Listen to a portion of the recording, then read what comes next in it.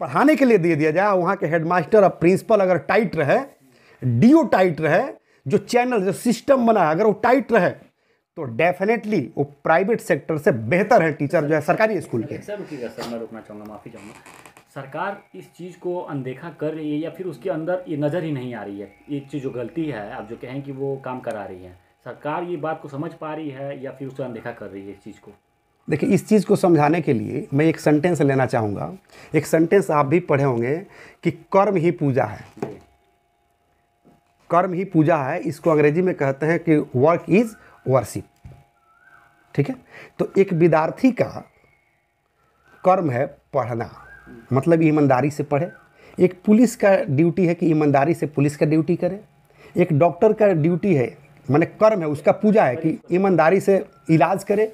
एक शिक्षक का जो है कर्म है, पूजा है कि ईमानदारी से पढ़ाए लिखाए। तो शिक्षक जब पढ़ाना चाहता है तो उसको जो है दूसरा काम दे दिया जाता है, जिसकी वजह से वो पढ़ा नहीं पाता है। तो और गलती मैं अब वही उसी चीज़ को मैं बता रहा हूँ कि गलती किसकी है। क्या क्वेश्चन है, थोड़ा सा फिर एक बार क्वेश्चन ये है कि सरकार इसे देख नहीं पा रही इतनी बड़ी गलती को, या फिर वो इसे नज़रअंदाज कर रही है बस। अच्छा, एक बात बताइए, मैं आप ही के भाषा में समझाना चाहता हूँ। डॉक्टर सुबह में पूजा करके निकलता है, अगर मुस्लिम है तो इबादत करता होगा, दुआ करता होगा। अगर हिंदू डॉक्टर है तो जो है पूजा करके अगरबत्ती दिखाता होगा सुबह सुबह। प्राइवेट डॉक्टर की मैं बात कर रहा हूँ, वो पूजा दिखाता है तो उस समय क्या सोच कर पूजा दिखाकर जो है हॉस्पिटल जाता है, क्लिनिक जाता है, मेरा क्लिनिक चलेगा, माने अधिक से अधिक लोग बीमार पड़ेंगे। अगर एक प्राइवेट अगर शिक्षक है, कहीं कोचिंग चलाता है, तो सुबह में पूजा करता है तो उसका क्या उद्देश्य रहता है कि मेरे कोचिंग में अधिक से अधिक छात्र आएंगे, अधिक से अधिक बच्चे आएंगे, ये उद्देश्य होता है ना। सिमिलरली एक बात बताइए कि जो माँ बाप, जो पेरेंट्स 200 रुपया फी देते हैं, वो भी आकर पूछते हैं कि हमारे बच्चे को होमवर्क मिला है कि नहीं मिला है, CW हुआ है कि नहीं हुआ है। लेकिन जहाँ सरकारी व्यवस्था, एक बच्चे पर मिडिल स्कूल में 6 से 7 हज़ार रुपये का खर्च आता है सर, सरकार का।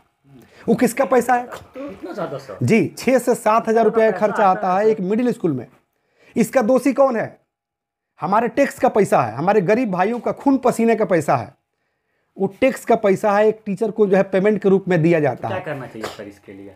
इसके लिए जो है सबसे पहले तो टीचर को आज़ाद छोड़ना चाहिए।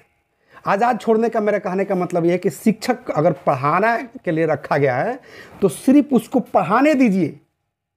आप सरकार शिक्षक को सिर्फ पढ़ाने नहीं देती है, कभी उसको जनगणना में लगा देगी, कभी इलेक्शन में लगा देगी, कभी जो कहे कि दारू जो बेच रहा है उसको पकड़ो, कौन कौन दारू पिया है उसको पकड़ो।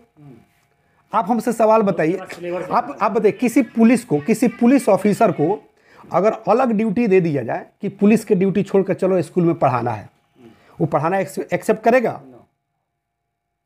नहीं करेगा ना। तो आप जो है उसी तरह से हर डिपार्टमेंट है, हर फैकल्टी है। एक डॉक्टर को कहा जाए कि तुमको चलो जो है पुलिस का काम करना है, दारू माफिया को पकड़ना है, दारू पीने वालों को पकड़ना है। अच्छा सर, शिक्षा जीवन, let me complete first. Okay. तो अगर पुलिस जो है दूसरा काम करने के लिए तैयार नहीं है, सिर्फ वो काम करेगा तो अपनी ड्यूटी करेगा जो पुलिस की ड्यूटी है, डॉक्टर अपना ड्यूटी करेगा जो उसका मेडिकल का ड्यूटी है, तो शिक्षक को अलग अलग काम क्यों दिया जाता है? It's a question from my side. शिक्षक में सर एबिलिटी की अभाव नहीं है, टैलेंट की अभाव नहीं है।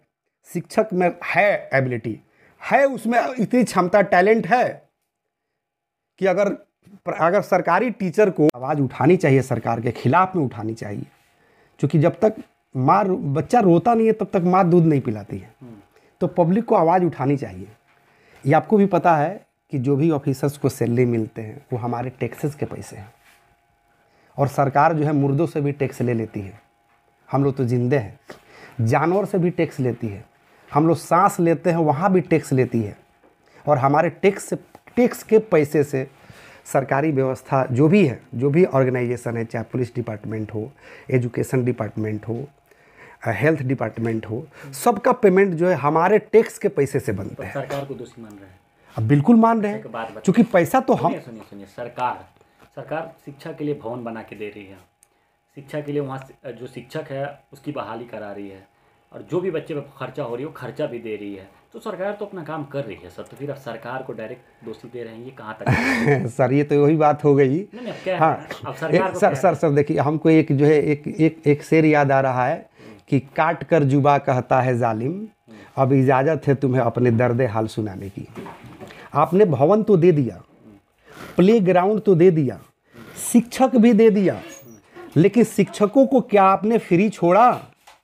शिक्षकों को आपने पढ़ाने का मौका दिया? क्या सर, उन लोगों को ऐसा कह रहे हैं जैसे आपकी उनको खूंटा में बांध कर रखा गया है? बिल्कुल सर, मैं प्राइवेट सेक्टर में हूँ, प्राइवेट टीचर हूँ, मैं स्कूल चलवाता हूँ। एज ए डायरेक्टर मैं चैलेंज के साथ कहता हूँ, अगर आपको आपके चैनल के माध्यम से मैं चैलेंज कर रहा हूँ कि एक भी ऐसा सरकारी टीचर आकर मेरे सामने कह दे कि सिर्फ और सिर्फ मुझे पढ़ाने का काम मिला है।